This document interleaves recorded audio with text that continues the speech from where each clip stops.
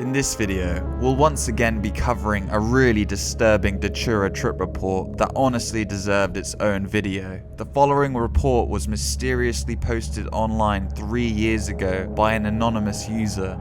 Warning, this report is shocking and details the risks and effects from consuming Datura Stramonium. This trip report is titled, "Warning, Don't Do This," by Unknown. The Datura experience. As anyone who knows of this drug, the realms this plant may show you are difficult to put into words, as though describing another sense.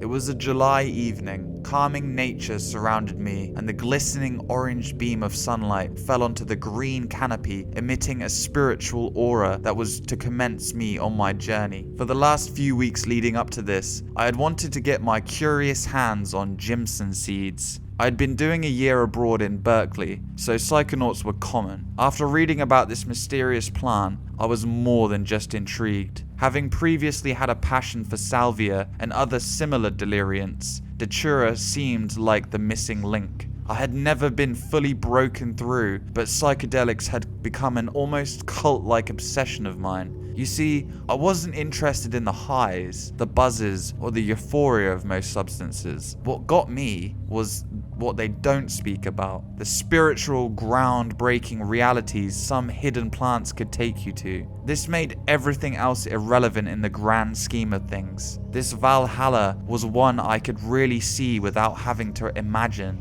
So, after reading about the substance, my intrigue was too powerful. I felt as if though I was chosen, as though this was now my turn to peek behind the curtain. Eventually, after countless dark web searches, my effort came to no avail. In fact, this only made me more desperate to find it. Of all the psychonauts I knew, only one could help me in my search. This guy was called Jack. He was to become the one person I could take this with. After a few days of waiting, I was awoken from my sleep to see that he had managed to find some seeds. I froze. Reality hit me. This was real. My brain was anxious, but my desires prevailed. The mix of adrenaline and excitement led to loss of sleep that night. After having prepared the day for this trip, we drove to the forest in silence. We took the seeds, and I felt belly-aching nausea for the first 5 minutes. Now we wait, I thought. Jack stood watching as trip sitter, slowly roasting a joint as I prepared myself. All anxiety had gone. In fact, I felt completely sober, clear-headed, but physically slow. Suddenly, after a while, I saw my friend Jess. She'd come to see how I was doing. She'd been there before with me on shrooms, but I hadn't seen her in so long. "Are you feeling it yet?"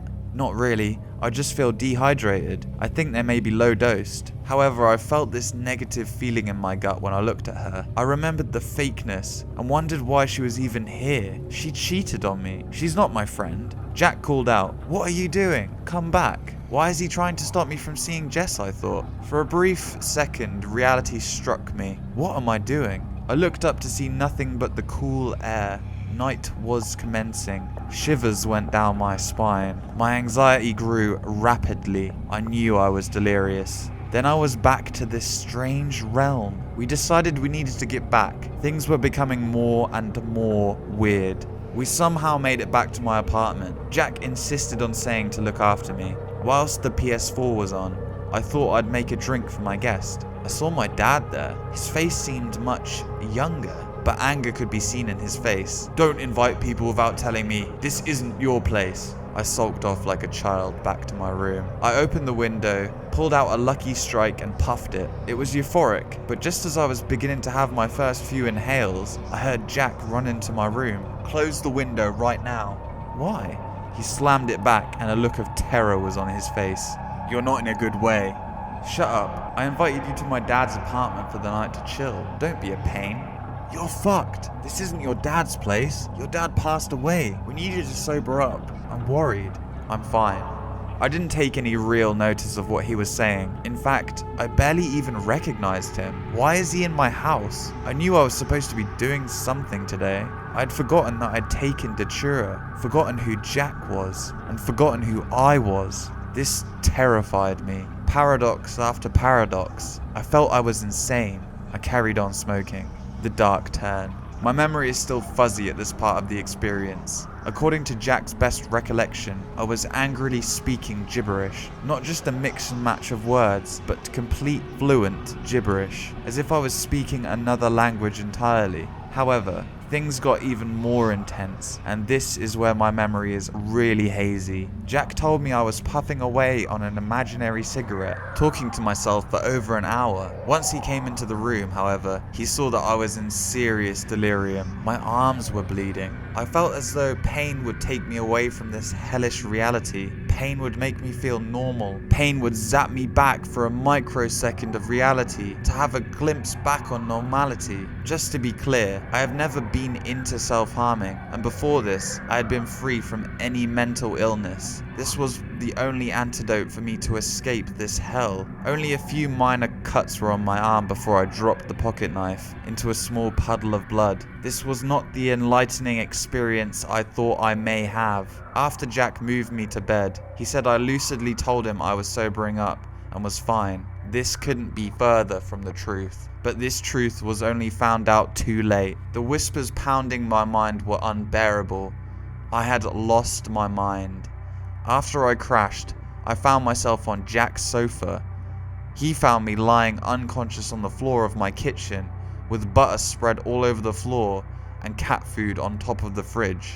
Eventually, after a few days, I was back into normal reality, yet the effects had not completely subdued. The existential dread of this trip was so real and so horrifying. I had been diagnosed with manic depression and general anxiety. Jack never spoke to me in the same way, and I feel completely alone, knowing that just behind this very thin fabric of normality is hell just around the corner. Datura is the antithesis of enlightenment. It is the destroyer of hope.